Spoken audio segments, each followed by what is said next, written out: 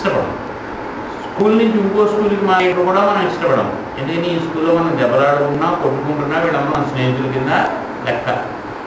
కొత్త స్కూల్కి వెళ్తే అక్కడ వాతావరణం పరిస్థితులు ఎలా ఉంటాయో అని అక్కడికి వెళ్ళాక వీళ్ళని మర్చిపోవచ్చు మనం.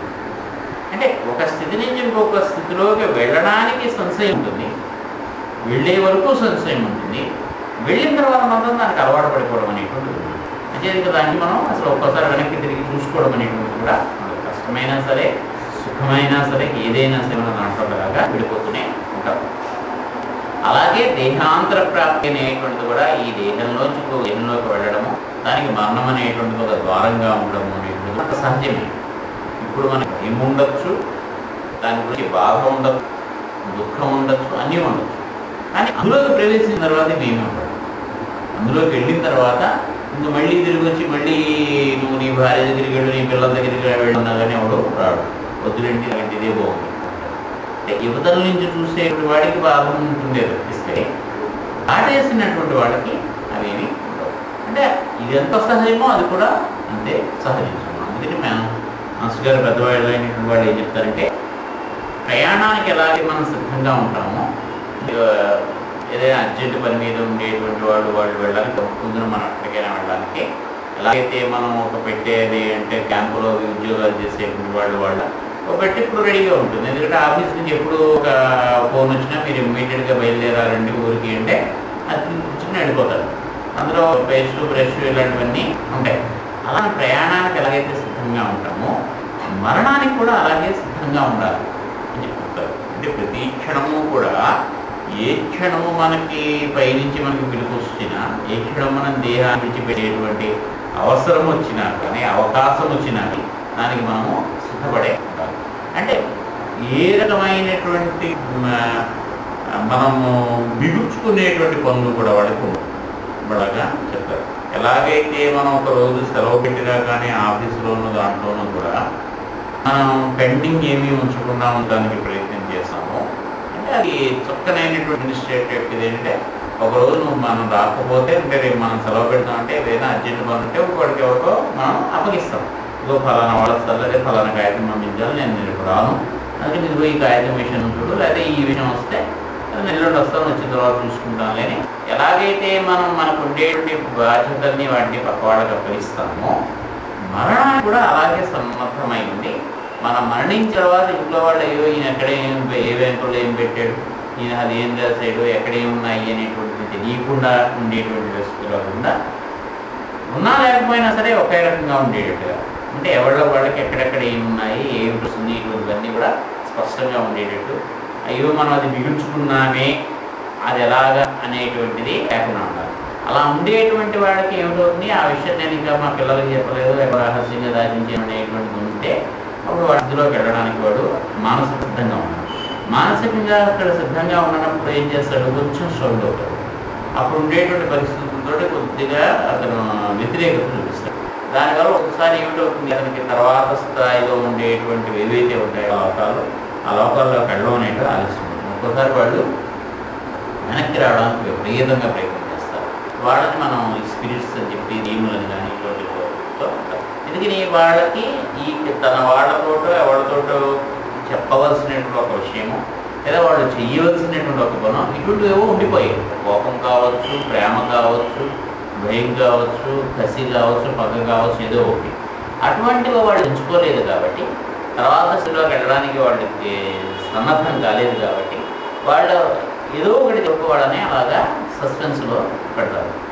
మనకి అక్కడికి ట్రాన్స్ఫర్ వచ్చింది, మనకి అక్కడికి వెళ్ళడం ఇష్టం లేదు, ఇక్కడ నుంచి మనం పంపించేశారు, మనం గాలిలో వేలాడుతున్నట్టుగానే లెక్క, ఇంకొక కొత్త పోస్ట్ కోసం ప్రయత్నం చేస్తుంటాం. అది వచ్చేటట్టుకోవడానికో ఇది వచ్చేటట్టుకోవడానికో ఈ మధ్య ఎలాగైతే మనకు ఉంటుందో అక్కడ దేరినట్టు కాదు, ఇక్కడ ఉన్నట్టు కాదు. మనం అలాగే వాళ్ళు కూడా అనమాట, వాళ్ళ పూర్తిగా లోకానికి వెళ్ళిపోయినట్టు కాదు, ఇది కాదు. అంటే ఆ గ్రేస్ పీరియడ్ అది ఏదైతే ఉంటుందో అది కాగితం చేతితో పట్టుకుని ఆలోచన ఉంటారు.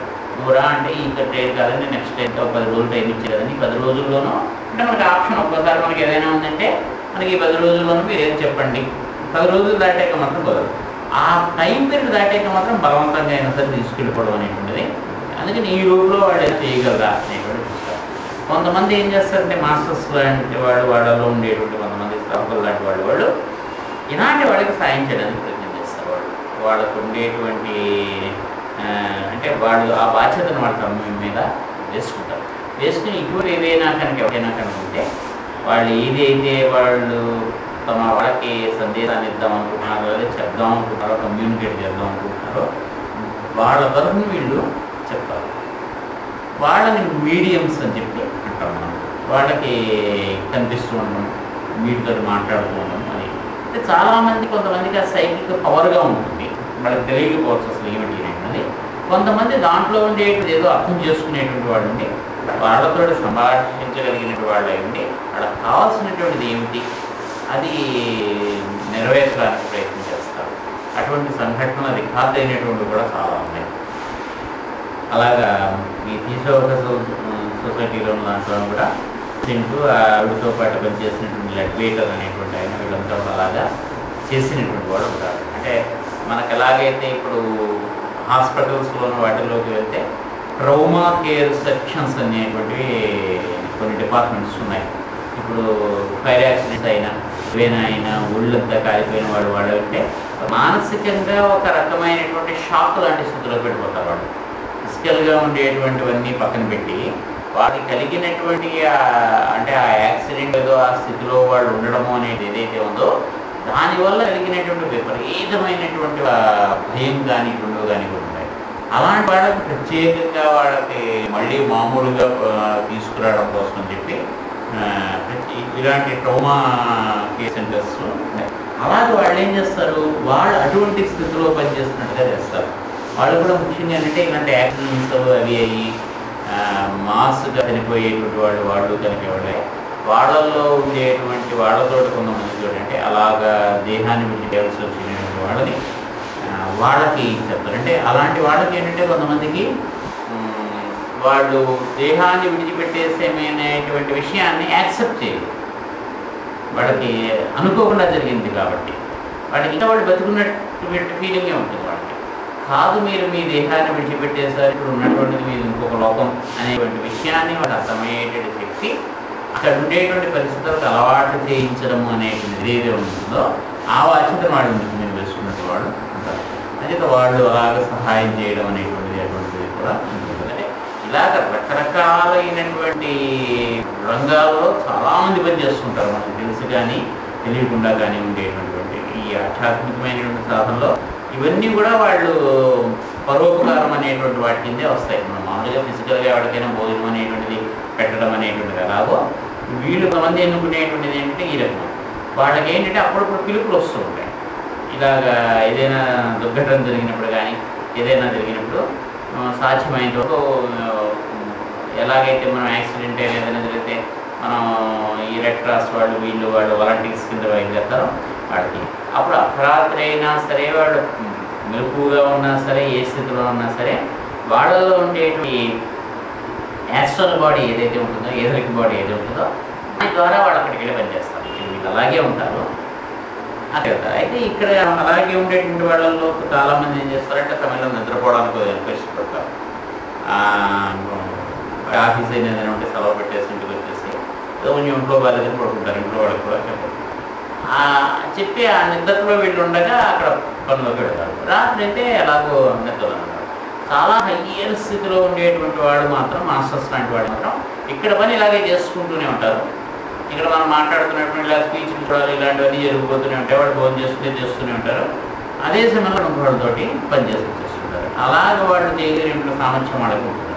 మామూలు అంతగా తక్కువ స్థితిలో ఉండేటువంటి వాళ్ళు సాధారణంగా వాళ్ళు ఏంటంటే ఫిజికల్ బాడీలో ఒక పని చేస్తూ అక్కడ చేయడం అనేది కొంతమందికి ఇంకా దాని మీద పట్టుకోరు. అలాంటి వాళ్ళు ఏం చేస్తారంటే ఆ సమయంలో విశ్రమిస్తుంటారు. తీసుకుని మళ్ళీ వాళ్ళు వస్తారు. అంటే అక్కడి నుంచి వెళ్ళి పనిచేసి వచ్చిన తర్వాత మళ్ళీ వాళ్ళకి ఏంటంటే ఒక సిల్వర్ థ్రెడ్ అని కానీ కార్డ్ అని కానీ అంటారు. వేస్తున్నటువంటి కంటికి కనిపించకుండా ఉండేటువంటి ఒక వెండి దారపు పువ్వు లాంటిది ఆ శరీరాన్ని ఈ శరీరాన్ని కట్టి ఉంచుతుంది. అంటే దాని ద్వారా వాళ్ళు మళ్ళీ ఈ శరీరంలోకి వచ్చి ప్రవేశిస్తారు.